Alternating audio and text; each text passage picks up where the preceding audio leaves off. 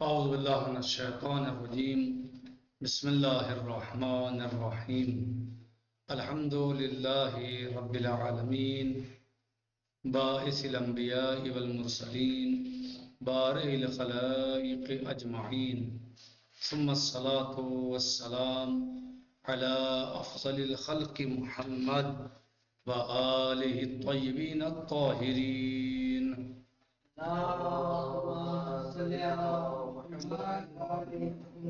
وعجل فرجهم. ہمارا درس اور گفتگو کتاب اصول عقائد میں 10واں درس ہے اس کتاب کے اعتبار سے، جو خاص ہے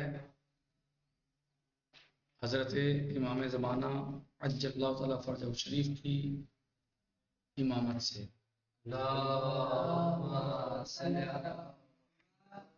اور اس میں ہم نے بہت ساری گفتگو کی ہے اپنے اعتبار سے، اور صاحب کتاب نے بہت ساری باتوں کو بیان کیا ہے، آیات، روایات۔ اور اس سے پہلے والا جو ہمارا درس تھا اس سلسلے میں وہ تھا کہ احادیث میں حضرت مہدی عجل اللہ تعالی فرجہ شریف کا تذکرہ۔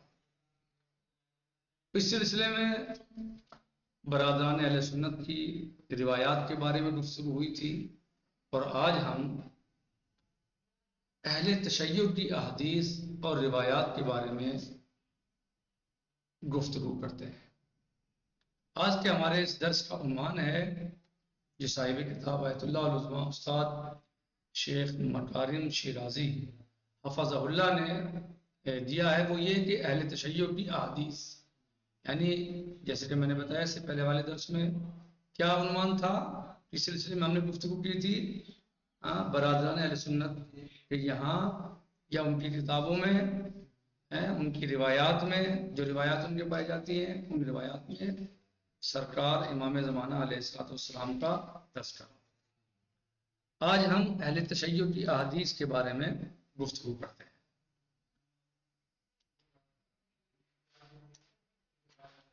کہہ رہے ہیں کہ اس موضوع پر مختلف راویوں نے پیغمبر اعظم حضرت محمد مصطفیٰ صلی اللہ علیہ وسلم اور ائمہ خدا سے سینکڑوں احادیث نقل کی ہے، یعنی امام زمانہ علیہ السلام کے ظہور پر نور کے بارے میں، آپ کے وجود کے بارے میں، آپ کی پیدائش کے بارے میں، اور آپ اس دنیا کو عدل و انصاف سے بھر دیں گے۔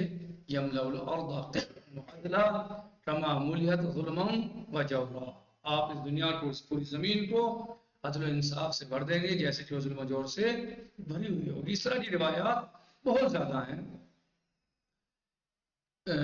کہ وہ حد تواتر سے بھی آگے ہیں۔ تواتر میں نے آپ کو بتایا تھا، ٹھیک ہے، یعنی اس قدر روایات ہیں، اتنی زیادہ روایات ہیں، اتنے راویوں نے بیان کیا ہے کہ وہ حد تواتر سے بھی آگے ہیں۔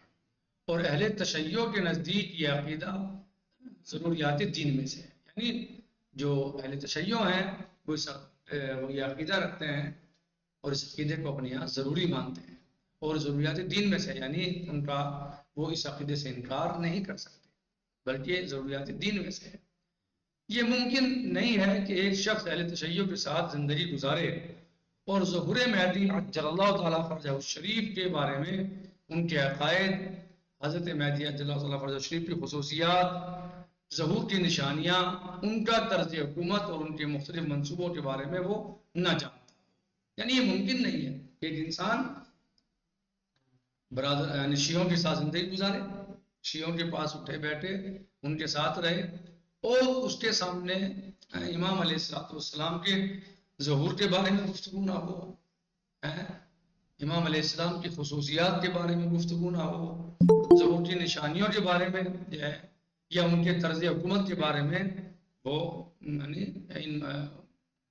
وہ گفتگو نہ ہو۔ یعنی جو شیعوں کے ساتھ زندگی گزارتا ہے اس کو وہ شیعوں کی زبانی ان چیزوں کو سن ہی لے گا، اور وہ اس بات کو محسوس کر لے گا اور وہ سمجھ جائے گا، یعنی ممکن نہیں ہے۔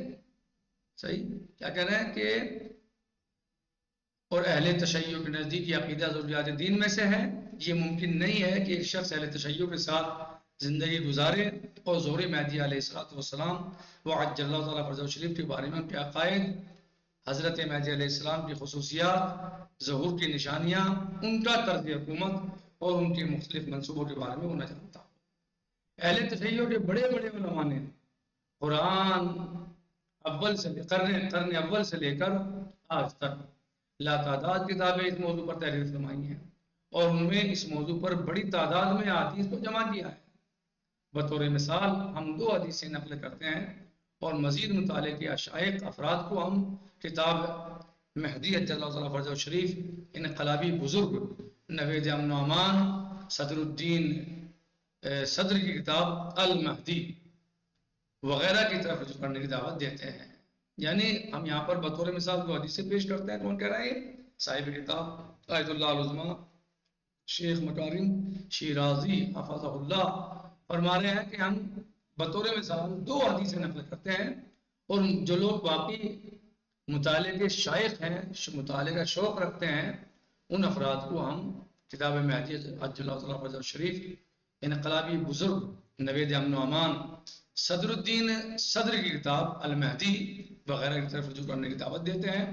پیغمبر اسلام نے فرمایا لو لم يبقى من الدهر الا يوم لطول الله ذلك اليوم حتى يبعث رجلا من اهل بيتي يملأها قسطا وعدلا كما ملئت ظلما وجورا۔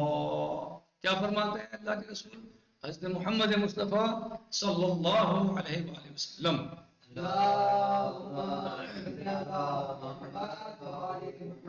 لو لم يبقى من الدهر الا يوم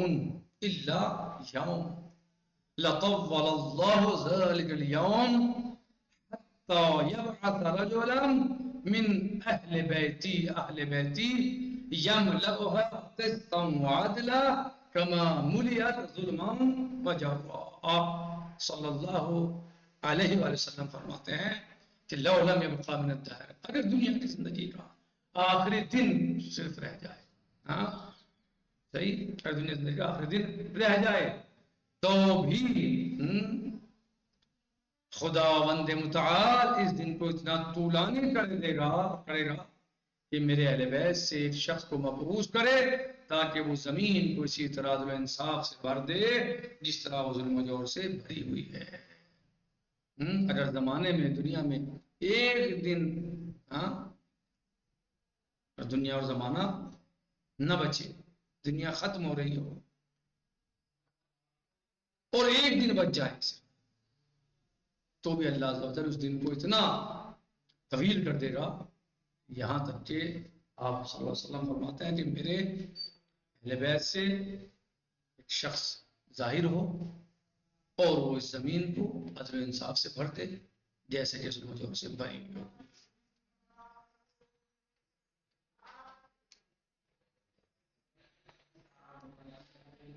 ایک اور حدیث، ایک حدیث یہ ہوئی، ایک اور حدیث میں حضرت امام جعفر صادق علیہ السلام فرماتے ہیں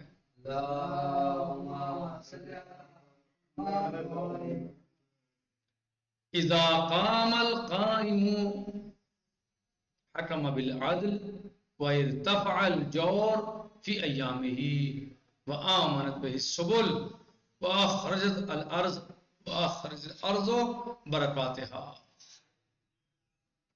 ورد كل حق الى اهله وحكم بين الناس بحكم داود وحكم محمد صلى الله عليه وسلم فحينئذ تظهر الارض كنوزها تظهر الارض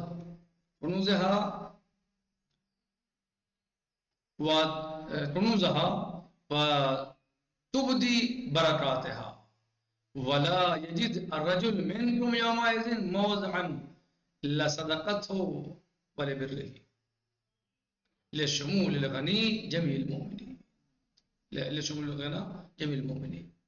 یعنی جب حضرت قائم علیہ السلام وعجل اللہ تعالیٰ فرجہ و شریف ظہور فرمائیں گے تو اپنی حکومت کی بنیاد عدل و انصاف پر رکھیں گے، کون فرما رہے ہیں؟ امام صادق علیہ السلام. اذا قام القائم حکم بالعدل وارتفع الجور في ایامه وآمنت به السبل واخرجت الارض برکاتها.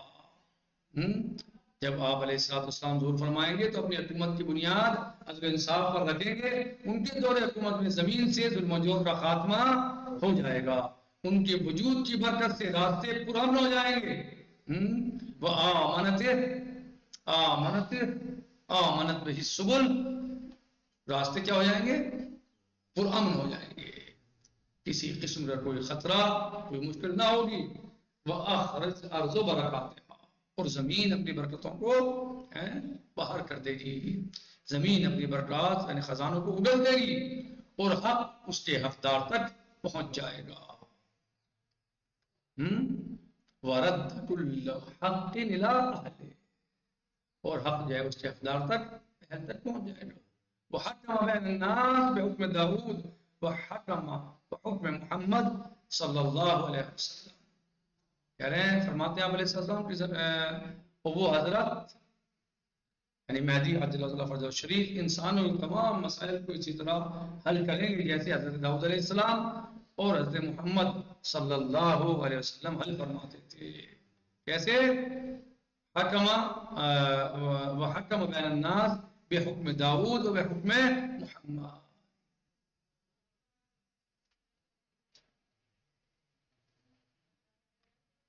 بھلے اس وقت زمین اپنے خزانوں کو ظاہر کر دے گی اور اپنی برکات کو واضح کر دے گی. اس وقت کوئی شخص خیرات، صدقہ اور مالی امداد دینے کے لیے کسی مستحق کو تلاش نہ کر سکے گا، کیونکہ تمام مومنین بے نیاز اور غنی ہو جائیں گے. یعنی اب لوگوں کو تلاش کرتے ہوئے بھی لوگ نہیں ملیں گے کہ کسی کو صدقہ دے دیں، کسی کو خیرات دے دیں، کیونکہ لوگ غنی ہو چکے ہوں گے. بھلے لوگ بے نیاز اور غنی ہو جائیں گے. کیا؟ وَلَا يَجِدُ الرَّجُلُ مِنْكُمْ، تم میں سے کوئی بھی انسان ایسا نہیں ہوگا یومئذ اس وقت پر موضعا لصدقتہ وبرہ، تاکہ جو ہے وہ جسے صدقہ دیا جا سکے یا جسے خیرات دی جا سکے، کوئی ایسا نہیں ہوگا کہ صدقہ دیا. کیوں؟ سب کے سب لشمول الغنا جمیع المؤمنین، کیونکہ غنا جو ہے وہ تمام مومنین کو شامل ہوگی، یعنی سب کے سب مالدار ہو جائیں گے. کوئی فقیر نہیں. صدقہ آپ کسے دیتے ہیں؟ غریب کمزور کو دیتے ہیں نا، جو کمزور ہے آپ کے درمیان. اپنا مومن بھائی جو کمزور ہے اسے آپ صدقہ دیتے ہیں. لیکن جب کوئی کمزور رہے گا ہی نہیں، جب کوئی فقیر رہے گا ہی نہیں، بلکہ غنا جو ہے وہ تمام مومنین کے درمیان پھیل جائے گی. تو آپ ڈھونڈیں گے تو نہیں ملے گا کوئی صدقہ آپ کسی کو دے سکیں، کہ سب اچھی حالت میں ہو جائیں گے. بھلے کیا فرمایا امام علیہ السلام، امام صادق علیہ السلام نے، اذا قام القائم حکم بالعدل وارتفع الجور فی ایامہ وآمنت بہ السبل واخرجت الارض برکاتها ورد كل حق الى اهله وحكم بين الناس بحكم داود وحكم محمد صلى الله عليه وآله وسلم فحينئذ تظهر الارض كنوزها تظهر الارض كنوزها وتبدي بركاتها ولا يجد الرجل منكم يومئذ موضعا لصدقته بل بره لشمول الغنى جميع المؤمنين. بھلے تو دنیا سے غربت دور ہو جائے گی. کیوں ہو جائے گی؟ کیونکہ حق حقدار تک پہنچ جائے گا. آج جو مشاغل ہے دنیا کے اندر وہ یوں ہی ہے نا کہ ایک دوسرے کا حق جو ہے جانے اس تک نہیں پہنچنے دے رہے ہیں. یعنی کوئی بیچ میں راستے میں چھین لیتا ہے حق کو، جو ہے وہ غصب کر لیتا ہے حق کو اور حقدار تک نہیں پہنچنے دیتا. ہم جانتے ہیں کہ امام عاصم عجل اللہ تعالیٰ فرجہ شریف کی غیبت کے زمانے میں امامت اور ولایت کے معین شدہ خطوط کا تحفظ اور ان کی بقا امام علیہ السلام کے عام نائبین یعنی علماء فقہاء کے ذریعے ہوتی ہے. ہم اس بات کو جانتے ہیں کہ آج جو امام علیہ السلام غیبت میں ہیں اور یہ آپ کی غیبت کا زمانہ ہے، اس میں امامت اور ولایت کے معین شدہ خطوط کا تحفظ کیسے ہوتا ہے اور ان کی بقا امام کے کون کرتے ہیں؟ جو عام نائب ہیں. خاص نائب تو اس وقت نہیں ہے کوئی، سب نائب عام ہیں، نائب عام ہیں. صحیح؟ یعنی علماء اور فقہاء وہ ان کا تحفظ کرتے ہیں اور وہ قدر ممکن کوشش کرتے ہیں کہ جتنا ہو سکے تحفظ کریں حقوق کی. لیکن جو امام علیہ السلام کا زمانہ ہوگا، جب آپ کا ظہور پر نور ہو جائے گا اور آپ کی حکومت قائم ہو جائے گی، تو اس وقت پوری دنیا کو عدل و انصاف سے بھر دیا جائے گا اور حق ذی حق تک پہنچا دیا جائے گا، اور حق ذی حق، جس کا جو حق ہے اہل حق کو حق، اس کا حق پہنچا دیا جائے گا، دے دیا جائے گا، اور نتیجے میں کوئی بھی کمزور نہ رہے گا، کیونکہ سب کو حقوق مل چکے ہوں گے، سب اپنے حق کو پا چکے ہوں گے، تو کوئی کمزور نہ رہے گا، بلکہ ڈھونڈنے سے بھی مستحق ڈھونڈو گے، کوئی زکوٰۃ کے لیے، کوئی خمس کے لیے، کوئی صدقے کے لیے، خیرات کے لیے کوئی مستحق مل جائے تو ہمیں تلاش کرنے کے بعد بھی مستحق یوں نہیں ملے گا، کیونکہ سب جو ہیں وہ مستغنی ہو چکے ہوں گے، سب مالدار ہو چکے ہوں گے، سب کے یہاں فقیری سب کے یہاں سے ختم ہو چکی ہوگی۔ یہ ہمارا آج کا درس تھا، اس میں جو تھا کہ اہل تشیع کے یہاں جو احادیث اور روایات پائی جاتی ہیں اس کے بارے میں آج کی ہماری گفتگو تھی۔ جیسے صاحب کتاب نے کہا کہ احادیث تو بہت ہیں، لیکن ہم یہاں پر مختصر طور پر 2 حدیثیں بیان کر رہے ہیں۔ وہ صاحب کتاب استاد آیت اللہ شیخ مبارک شیرازی حفظہ اللہ نے 2 روایتیں پیش کی، اور یقیناً دونوں روایات ایک اہم اور عظیم ہیں، اور ان سے پتہ چلتا ہے کہ جب امام علیہ السلام کا ظہور ہوگا تو کس طرح کے حالات ہوں گے، اور اتنی جو ہے وہ دنیا امن و امان میں ہوگی، اور سب دنیا کی خرافات ختم ہو چکی ہوں گی، اور ہر طرف جو ہے وہ امن و امان اور حقوق کی ادائیگی ہو جائے گی، اور کوئی بھی دنیا میں ایسا نہیں رہے گا کہ جو کمزور ہو، ڈھونڈنے سے بھی مستحق نہیں ملے گا۔ لہٰذا پروردگار سے دعا ہے، پروردگارہ ہمارے اس امام عظیم کی ظہور میں تعجیل فرما، اور ہماری تمام تر مشکلات کو آسان فرما، اور ہمیں ایسے اعمال انجام دینے کی توفیق عطا فرما جن سے تو راضی ہو، تیرے رسول راضی ہو، تیرے رسول کے اہل بیت راضی ہوں، سلام اللہ علیہ مجمعین۔